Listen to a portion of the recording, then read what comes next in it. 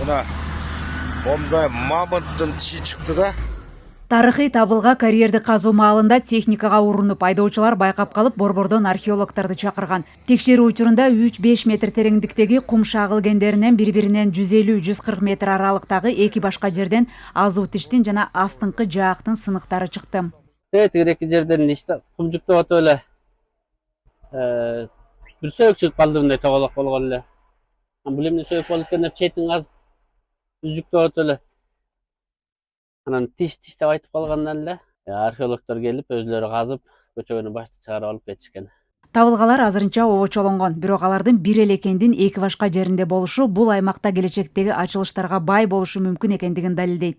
Жерине барган археологдор жогорудан ылдый карай тешик жасап, табылганы тазалап, ал мамонттун баш сөөгүн сакталып калган төмөнкү бөлүгү экенин көрдү.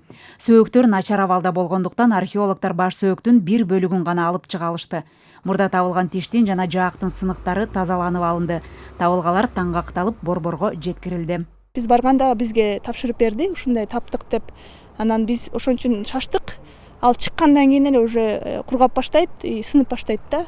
Ошон үчүн алар алып келгенден кийин эле первичный консервация кылып, упаковка кылып койдук да. Жыргаланда мурун эле Совет убагында эле 60-70 жылдары геологдор табышкан ушундай находкаларды.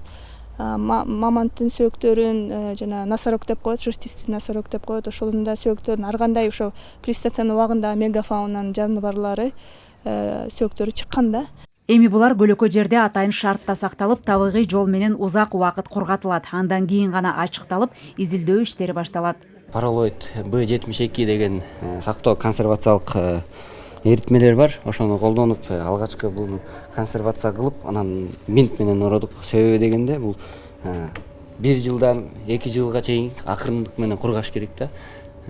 Бат эле кургап кетсе, бул чачырап такыр жок болуп кетет. Ошо уникалдуу табылга болгондуктан биз муну акырын кылдаттык менен алып чыгып, ушундай ороп, анан жолдо ар кандай жол кыйынчылыктар болот. Ошондуктан биз мындай жумшак коробкага салып, анан жумшак материалдарды салып акырын жакка жеткизип алдык. Учурда Ысык көл аймагында атайын экспедициялык топ иш алып барууда. Балыкчы Кочкор Кара Кече жолунун курулушунда дагы 15-17 кылымдарга таандык адамдын сөөгү үстүндө жибек кийими менен көмүлгөн жерден табылган.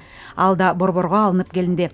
Адистер мындай табылгалар чыккан учурда археологиялык талаптар сакталып, бүтүн бойдон изилдөөчүлөргө өткөрүлсө дешет.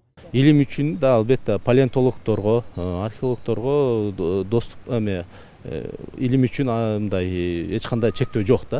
Андан соң жалпы көрүүчүлөр үчүн да бул иштер бүткөндөн соң музейге коюлат, көрүүчүлөргө дагы доступ ачылып берет да. Мындай эч кандай чектөө жок бул.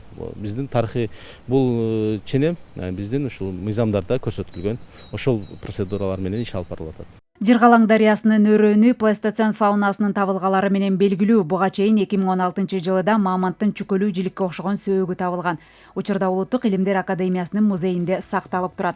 Аймакта дагы деле тарыхый табылгалар бар экендиги тууралуу маалыматтар түшүүдө. Мындай уникалдуу тарыхый доордун далилдери дүйнө элин кызыктырып, аймакты көрүүгө кызыккан туристтер көп.